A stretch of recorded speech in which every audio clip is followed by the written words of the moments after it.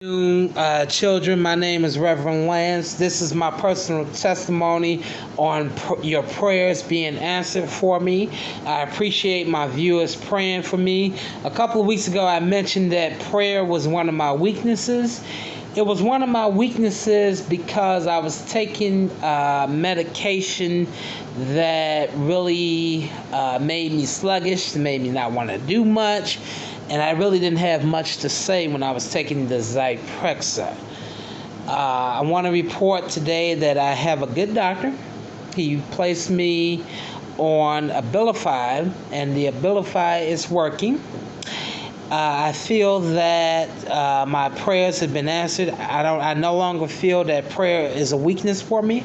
I naturally know what to say when I'm about to pray.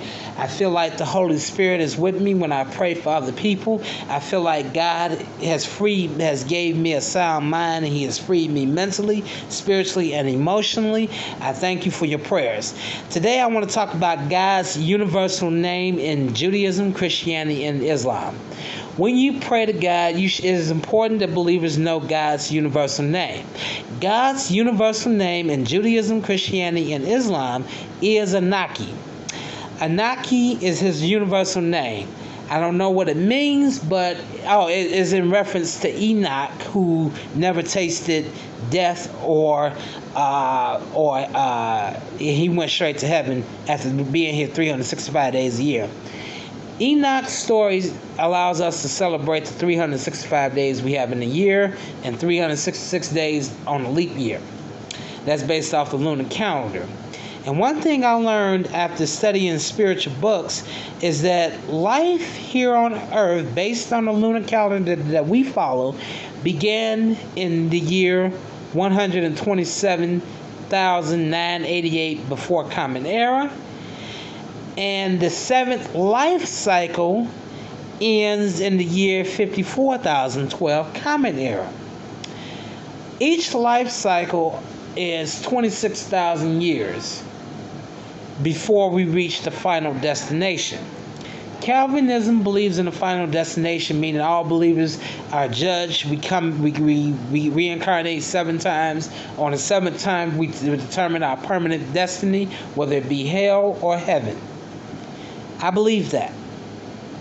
I believe Hitler selected his final destination, which was hell, by being evil to the Jews. I believe everyone gets judged. I believe Jesse Jackson is going to hell for being anti-establishment. I believe Dr. King is in heaven for preaching love and not being resilient and being humble, even when people were throwing bricks and bottles at him. If Dr. King could resurrect from the grave, he will flip over in his grave to see the violent world we living in today. My job is to preach what Dr. King preached. Love. Love is the best way to change things. We don't change things by fighting. A couple of weeks ago, I was talking about the power of validation. A lot of kids are fighting and are angry because parents aren't validating their feelings. So I'm going to give you an example of how to validate a child's feelings. Suppose a child comes to you and say, "Mama, I don't want to go to school tomorrow. I hate taking tests." You validate that child's feelings by saying, "I understand that you feel frustrated about the idea that if you study a test, you may forget what you study. But not going to school is not an option." You see what I did there? First, I acknowledged the child's feelings, and then I gave him the law or the rule of what's going on under my roof. Validation is not about accepting a child's point of view. It's about acknowledging a child's feelings, and then you lay down a law, whether you agree with it, tell them what you agree with it and what you don't. The key to validation is to be on point with their feelings. Because if you give a validating statement without being on point with their feelings, they're going to be confused and they're going to let you go. They're going to be like, "You don't know what you're talking about." I'm going to show you an example of how you can validate somebody's feelings the wrong way. Suppose a child goes to an opera concert and he couldn't get an opera concert because he didn't have a school ID.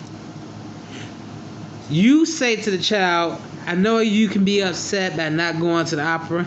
The child can say, I don't give a damn about going to no opera. I don't give a fuck. I'm happy. You're not validate. You gave a validating statement, but you didn't validate the child's feelings.